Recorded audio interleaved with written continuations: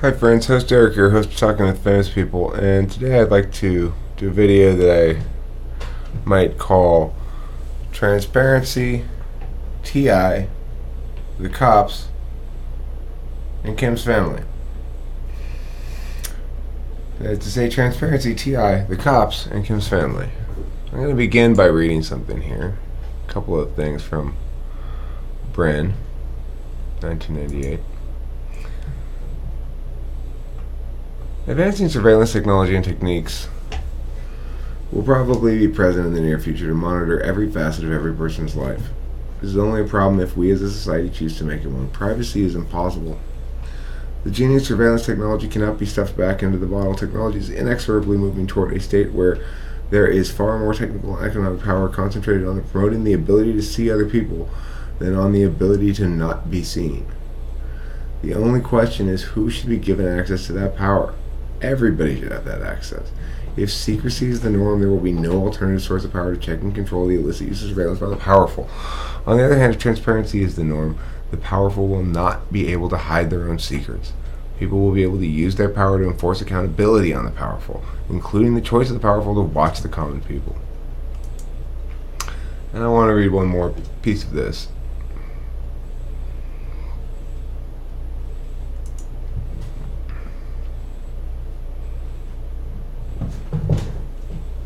This is uncut. Where's the cut one?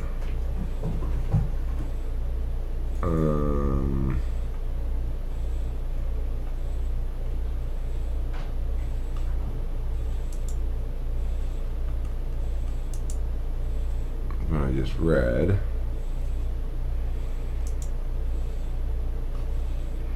The one I just checked.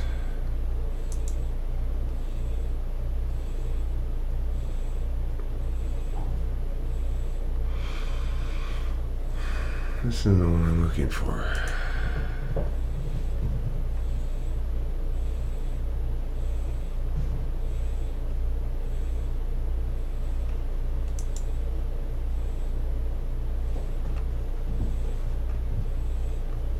Four great social innovations foster our unprecedented wealth and freedom: science, justice, democracy, and free markets. Each of these accountability arenas functions best when all players get fair access to information. Reciprocal accountability, a widely shared power to shine light even on the mighty, is the unsung marvel of our age, empowering even eccentrics and minorities to enforce their own freedom. Shall we scrap civilization's best tool, light, in favor of a fad of secrecy? The important thing to remember is that anyone who claims a right to keep something secret is also claiming a right to deny knowledge to others. There is an inherent conflict. Some kind of criterion must be used to adjudicate this trade-off, and most sensible people agree that this criterion should be real or plausible harm, not simply whether or not someone likes to keep personal data secret. So, what does all this relate to? Well, it relates to a video I just made public again. And I'm going to talk about some of the damage that privacy has, some of the damage that fear has. I made public a video about what's happening to Taylor with the cops. Police crimes in Pratt, Kansas, desecrating the badge. And it's about a very provable accusation I'm making of perjury against a police officer down there. Because I bring the light of day. It's my only weapon. When people say they feel threatened by me, they're saying I'm a bad person because the light of day scares me. And I'm a cockroach who want to scurry away. Now, I'm sure this police officer doesn't like the fact that I'm shining light on his bad behavior. But transparency is the best and only tool we have to deal with dishonesty and wrongness in the world. I will repeat that. Transparency is the best and only tool we have to deal with injustice, wrongness in the world. So, where I go, I bring the light of day. It shines on me as well, which means people are always able to call me on my bullshit. When I went on my first date with Kimberly, and I messed it up a bit, I came on here and everybody held me to account. People yelled at me. People told me I was fucked up. I did fucked up shit. I shouldn't have done that. Blah, blah, blah, blah, blah. Whatever. Because I was mad because she wouldn't sleep with me. Anyway,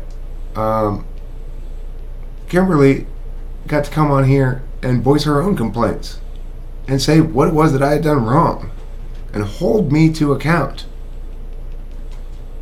I really also got to talk to other people around here who realized Eric often makes bad first impressions. But he's actually a nice guy. And one thing you can count on him for is he's fair. He's fair, he's transparent, he's open, he's vulnerable, and he's honest. And he's not bullshitting you. You can hold him to account. He'll sit there and squirm beneath your scrutiny if he is wrong. So, the cops in Pratt, Kansas don't want the light of day shine on them. They don't want their shit open up to the world. Because they're engaged in wrongdoing. Kim's family is a little bit different. They probably don't want their shit open to the world because, it's their shit. But I'm not asking them to open up their shit to the world. I'm saying they're going to have to open up their shit to me. They're going to have a fair and open, honest conversation with me. And if they're not going to do that, and they're going to snipe from the shadows, then they're immoral cowards. So, I know there are good people in Kim's family who would like to reconcile with other family members rather than punish them and attack them. So, have I attacked Melissa? Yeah. Am I ready to be held to account for it? Yeah. Are all other parties very equally ready to be held to account? I'm not sure. But I'll tell you what, I'm ready to have an open and honest conversation with you. Be transparent, talk about my own wrongdoings. And if you are not willing to do that with me, then you really don't have anything to say. You can just hide with your cowardice. So, you're insane. What I bring to the table is an unprecedentedness. Nobody in your life before has ever been like me. You've never encountered a phenomenon or a force of will like mine, coming into a small pond of your family, coming into the small pond of your community, Pratt, Kansas, or coming into the small pond of your British morning. You've never encountered anything like this before. Okay? Too much. No, you're just some guy. You're just some guy. Stop being a big head. You see? You see what I'm saying? I'm held to account. Castrol's calling me on my bullshit. See how liberating that is? Because I like you. Well, thank you, Castrol. I appreciate it. I like you too. Thank you for holding me to account. That's what people who care about each other do. They hold each other to account rather than hide and cower in the shadows and snipe. Yes, but you don't have a right to have a friendly relationship with somebody else's. If I have a partner and they have a family, I don't automatically have a right to drag them into my kind of Maury-Povich. I don't expect to have that right. I don't expect to have that right. But remember, Castrol. Remember, Castrol. They are Kim's family, and they are taking out their unhappiness with me on Kim in a way that's unhealthy. What I'm actually saying to you is, this family's kind of sick. Kim's been abused, shit like that, and I'm holding these fuckers to account for it. Sorry. Hey, Castrol, you don't know enough of the details. You don't know enough of the details to comment on this. There's genuine wrongdoing having been done and ongoing. The way that you deal with any partner's family troubles is by supporting the partner, not by going over the partner, designating yourself as the family counsellor / Charles Bronson, and fucking with things. Okay, well, that's a good point. Castrol, you've got a valid point. Castrol, you got a really valid point. You got a really valid point. I mean, you've got a great point. That's called being held to account. And unfortunately, I'm guilty of that sort of wrongdoing, which is a social mistake. I'm positioning myself poorly. I'm undermining my own cause to a certain extent by being upset, And you're right about that. You're absolutely right. And there's genuine wrongdoing that needs to be addressed. Because whether or not it's fair or normal... That's a demand. Okay, well, I'm not going to sit back and get attacked and do nothing. Do you want me to? I don't know. do you want things to be all right, or do you want to continue looking like a madman on the internet while her family go, look there, hey, this guy's crazy? Well, I know this video is going to help a lot, right? Because whatever else you might say about this, you're demonstrating the fact that I can be held to account for things.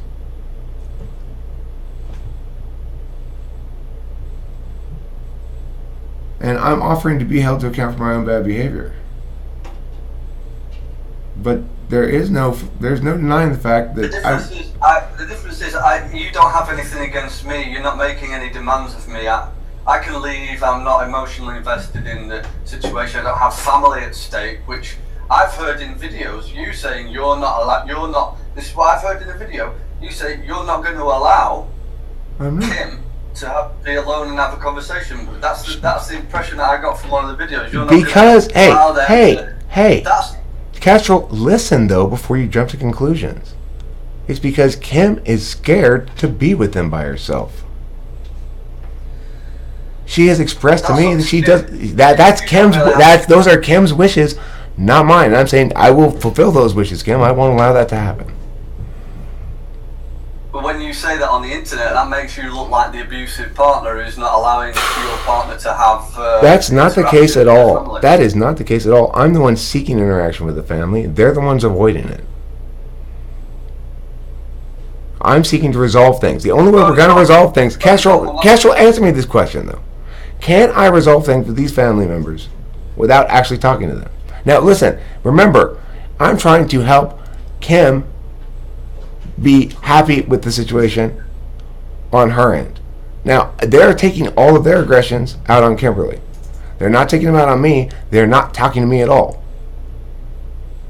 So, I don't demand a friendly relationship from them, but I will protect my woman. Yeah.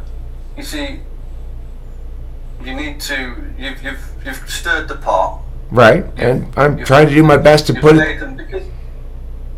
And they're going to have to get... So the pot's moving. They need to start swimming. You know, they can try to avoid as much as they want. They don't, because they do. You've got the choice to... The thing is with family, like, you can't just say, oh, well, because you left, because you didn't interact with them, that means you've... Like, I've had situations in the past where my family has to leave me alone.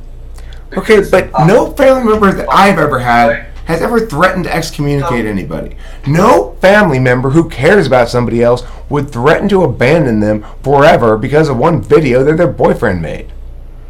That's a simple fact. It's not just one video, is it? It's not just one video. No, actually it is. Kestrel, actually it is. At Kestrel, all this stuff happened in response to one video. Okay? Directly, specifically. So there are realities here. There are realities here, Kestrel, that make this not an example of what it would normally appear to be. Okay? There are realities here that make this not exactly an example of what it might appear to be. I'm telling you, some of those realities are hugely significant. Now, I agree with your points. I am not disputing what you're saying. And I don't doubt that my approach coming in like this was made my work now more difficult. But regardless, something needed to happen to disrupt what was a sick interaction between this family, and I'm disrupting it. If, in fact, I did so much damage that these people are unwilling to communicate with Kimberly or me to reconcile things or to make things okay, then, frankly, they weren't very good family members to begin with. And that's a fair statement to make. Good family members or not, they're still family members. If they're poison, I don't want them around. They're going to poison us. Hey, I don't let poisonous people poison shit. That's it. I will not allow poisonous people to poison my relationship with Kimberly. Period. I don't care if they're family. I don't care if they're fucking Pope. I don't care if they're president. I will not allow it. I value Kimberly too highly. Yeah, this is the stuff that's just not going to go very well in your favor. Well... Right, like that. Okay, but Kestrel, it's an honest expression of genuine defense of Kimberly against genuine problems. How do you want me to be? Not less outraged? Boundaries. That's the word for you right now. Okay? Boundaries. Okay, well, you need to get them. Those boundaries don't apply in this situation because this is the thing. People get so upset. People get so upset when I say arrogant things. But they force me to explain why it's not the same. And the reason it's not the same is because I'm different. And I'm actually bringing the truth. I'm actually bringing the light. I actually do it consistently. It matters, Kestrel. It matters. No. You're assuming there's some kind of perfect scenario. Yes, there is. I expect the world to be fair and decent and right. I don't know if you've woken up this morning, but people are not perfect. Well, I'm not perfect either, but the only solution is talking it out. I'm not perfect either, but the only solution is talking it out. Period. No, it's not. Yes, sure it is. You're wrong. It's gonna be if you just shut the fuck up for a long time. Okay, well, you say your piece. I'm gonna go smoke a cigarette. Regarding that issue, and you're gonna least said, soonest mended. That's an important phrase for you to think about and meditate on, because people's family relationships exist independent of Eric. Boundaries.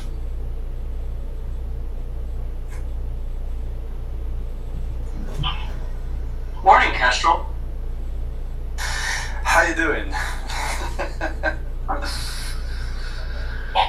Listen, are you going to do a concert, a live playthrough of your score at some point? Well, I got 4 tracks from it up on the SoundClouds. But The SoundClouds, yeah. More to your point, I'm tentatively pondering the soundtrack, like having the score and the 3 other songs that were used on it in some kind of format for imposition upon the public. Yeah, release. Great. Okay, so I want to go back to the cops now. Hold on, I want to go back to the cops now for a second. So another thing I want to talk about is some damage that was done in my relationship between me and Katie. And the reason this was done is because Katie felt very strongly the video I made holding this perjurer to account in Pratt, Kansas ought not be released until after court on Monday because she thought it might make them mad and cause them to retaliate. Well, as a human being in the world, and as a debate coach, as a smart person who lets himself be held to account all the time, I can tell you one thing for sure. Nothing good ever happens by leaving wrongness alone. Nothing good ever happens by leaving evil alone. All that is necessary for evil to triumph is for good men to do nothing. I will not be that man. I will not be the man who stands by and does nothing. I am the good man who shines the light on evil. Pratt, Kansas, the malfeasance that your law enforcement professionals are engaged in is unacceptable, and I am coming with the light of day. Now, I think Kestrel and everybody else can agree that you as public officials and not Kim's family members deserve every bit of my wrath. Okay? But I am going to draw a certain equivalent. Go ahead, Kestrel. I don't sign up to that. Okay. Now, there is one equivalency, though. Whether or not I'm using the wrong approach, leaving wrongness alone never helps. I will not leave it alone. I will not allow this sickness to persist if I can do anything about it. Now, Kestrel's telling me by saying things like, I will not allow, then I'm making my job a lot worse. And I'm going to take everything he said this morning into very, very serious consideration and attempt to have it affect my behavior accordingly. Okay? Because, Kestrel, you made some extremely strong arguments. You went toe-to-toe with me this morning 100% and held your own 100%. There's no way in how I can deny the legitimacy of what you're saying. Okay? So I won't deny the legitimacy of what you're saying. I will reflect upon it and try to internalize it and adjust accordingly. Thank you for your wise and sage words. Now, for the rest of the world, this is the end of this video, but it's not the end of my progression through life as somebody who is both a bringer of light and somebody who is an objective self-critic. I agree with Kestrel on a lot of things here, and I think I've done some wrong things I've got to think about. But note why I think that. It's because I had this conversation. It's because I had this conversation. I wasn't scared to be held to account. I was willing and, in fact, eager to be held to account. So, for those who wish to critique me, remember the behavior I just displayed means you can, and it will be fairly heard. Thanks for watching Talk with Famous People, and don't forget to eat plenty of cheese.